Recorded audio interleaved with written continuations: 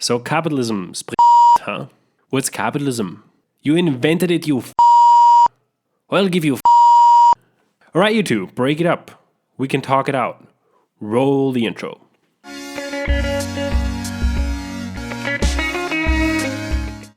What's going on, everybody? Today we'll be comparing Adam Smith and Karl Marx. First, we'll just sort of quickly go over Marx and Smith as people. Then we'll talk about their main ideas, what they agree on and what they disagree on. So the main subjects will be labor, freedom, their perspectives on capitalism, and religion.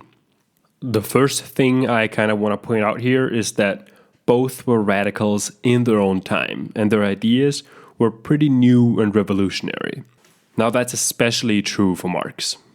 The notion that they're somehow opposites or didn't like each other is a misconception. First of all, Smith didn't know about Marx. He died way before Marx was born. And in his writings, Marx agrees with Smith's writings a lot of times, and it seems like he even based part of his work on Smith's ideas. That being said, there's still a ton of disagreements between the two. Alright, let's talk about Smith first. Adam Smith was born in Kirkcaldy, Scotland. This image here might not be a completely accurate depiction though, because he didn't like to be captured in portraits, which means that most portraits of him were actually drawn from memory. I get it, man. Most of the time my selfies come out like this. He's now often called the father of economics or the father of capitalism. But the phrase wasn't around yet when Smith was writing. That's why his most influential book, The Wealth of Nations, doesn't mention capitalism once. But don't worry though, it still turned out okay. It's the second most cited book in the social sciences published before 1950. Although, sadly for our boy Smith, it didn't get that number one spot. That title goes to Das Kapital by none other than Karl Marx.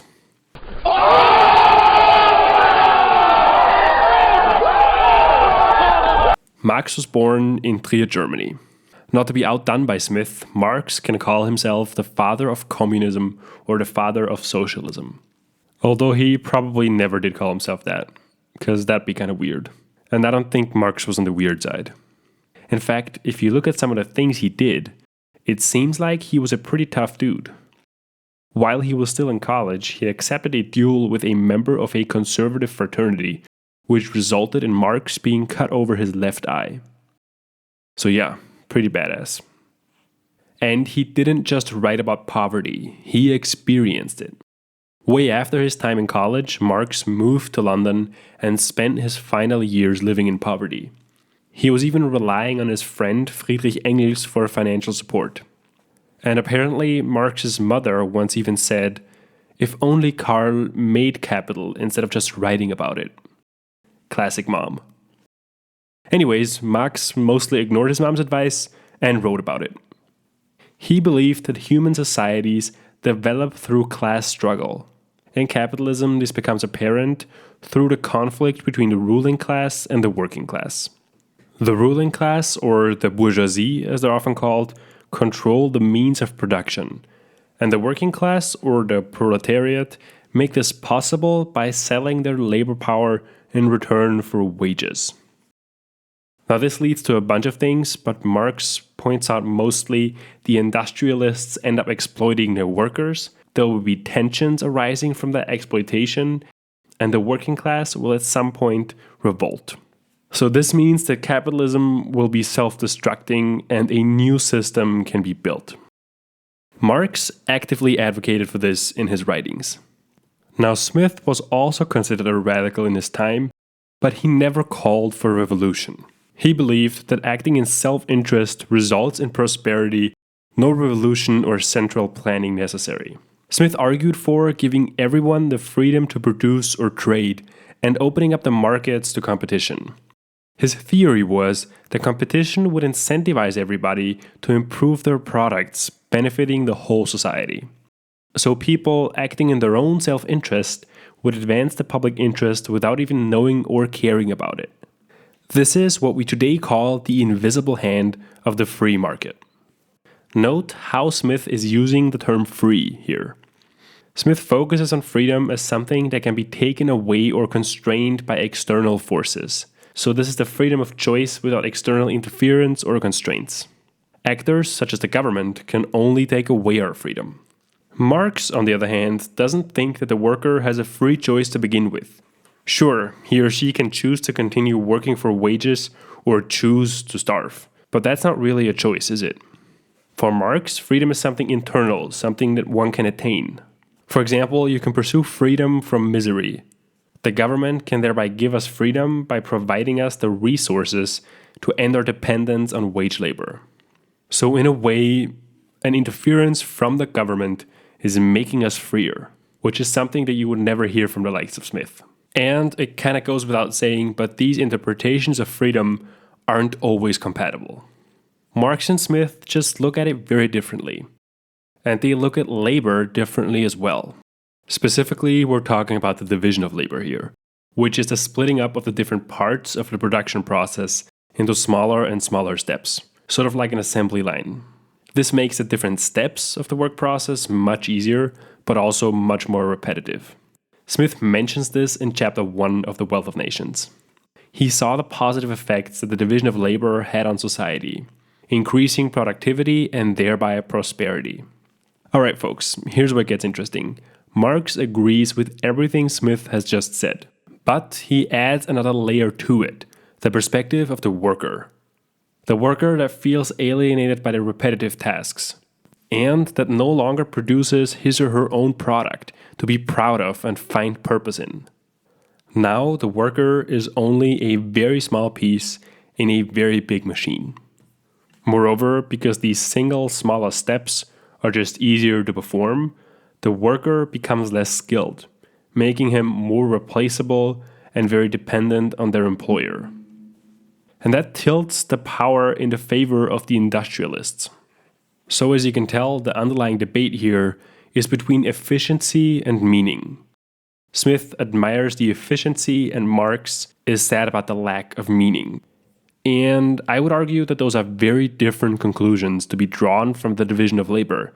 But they're not different based on any fundamental disagreements. They're different because they come from two completely different perspectives. It's where these people are coming from, literally. Smith, having grown up just at the start of the Industrial Revolution, looks backwards and states that things are so much better now than they once were. He marvels at the wonders that the market economy has been able to achieve and appreciates almost in astonishment how far we've come. Marx, on the other hand, having seen much more of how capitalism has played out, looks to the future and thinks that things could be so much better than they are. He sees how much a worker accomplishes and how little he can keep, with most of the value the worker creates going to the capitalist, that is. Now, I think that both of those perspectives are very valid and important, but they are a product of their own time. It's probably safe to say that if those two were writing books now, those would be very different books. Maybe they wouldn't even write books, actually. Maybe they both write a miniseries for Netflix or something. Anyways, the last thing we haven't covered is Smith and Marx's religious views. Now, Smith's views on religion are a mystery to this day, but it is speculated that he once even had the intention of becoming a priest. However, he never took his vows, and his arguments never explicitly invoke God, instead just taking mankind as a given and going from there.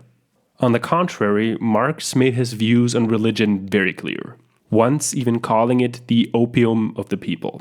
He believed that religion reduces people's immediate suffering and lets them live with pleasant illusions to give them the strength to carry on. Thus, he saw religion as harmful, as it prevents people from seeing the class structure and the oppression around them.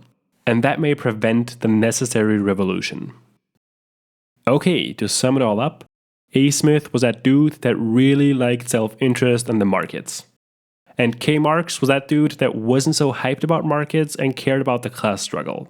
Smith pretty much said that the division of labor is awesome because it's just much more efficient, and Marx said that the division of labor kinda sucks because it leads to a lack of meaning in work.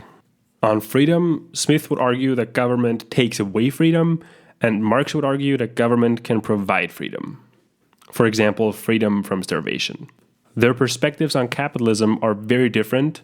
Smith marveling at the wonders that the market economy has been able to achieve and appreciating almost in astonishment how far we've come. And Marx having seen much more of how capitalism has played out, looking to the future and thinking that things could be so much better than they are. On religion, Smith liked it but didn't write about it. And Marx didn't like it but wrote about it and said it was the opium of the masses. So he didn't like it. Alrighty, that's it. Thanks for listening. Also, while we're at it, please help me appease the algorithm gods and like this video. Go ahead, do it. I'll wait. If you're interested in either Smith or Marx, we've summarized every chapter of Das Kapital, the Communist Manifesto, and the Wealth of Nations, so check these out on our channel or in the video description.